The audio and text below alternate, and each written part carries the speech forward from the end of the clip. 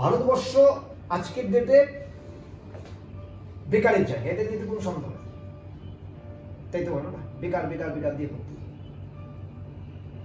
Second point হলো, এই ভারতবর্ষে যদি আপনারা দেখেন, তার মানে কাজের মানে কাজ নেই ভারতবর্ষে, এটা নিয়ে কোনো সন্দেহ নেই, যার জন্য বেকার বেশি। আবার দ্বিতীয় অপশন যদি আপনাদের বলা হয় থাকে যে যারা কাজ পাচ্ছে তারা সঠিকভাবে কাজ করে না, যারা কাজ পাচ্ছে তারা সঠিকভাবে কাজ করে না, মেনে নেবেন। তাহলে কেবা যারা যারা করতো না তারা আজকে অনেক বেটার জায়গায় পড়েছে, কাজ পাচ্ছে কিন্তু সঠিকভাবে করে না। আবার কিছু লোককে আপনারা দেখবেন কাজ আছে কিন্তু লোক,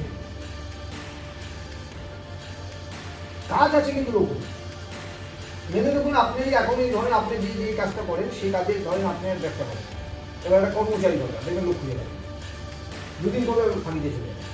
কি ভুল বললাম না ঠিক বললাম? আপনার দোকানের একটা লোক দরকার কর্মচারী, দুদিন করে ফাঁকি দিয়ে চলে যাবে, তার মানে কাজ আছে কিন্তু কাজের লোক নেই। আবার ভারতবর্ষ বেকারের জায়গা, আবার যে লোকটাই কাজ দিচ্ছে সে কাজ ঠিক মতো করে। বুঝতে পেরেছি কথা? কি ভয়ঙ্কর জায়গা। অ্যাকচুয়াল কি কাজ নেই এই ব্যাখ্যাটা ফ্যাক্টর নয়, ফ্যাক্টরটা হলো সঠিকভাবে কাজটা করছে না, কাজ প্রচুর আছে।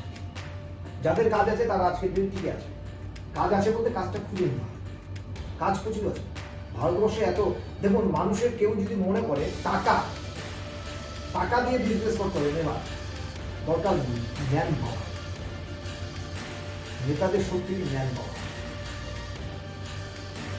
এই যে ম্যান পাওয়ার, এই ম্যান পাওয়ারটা থাকা খুব জরুরি, খুব জরুরি।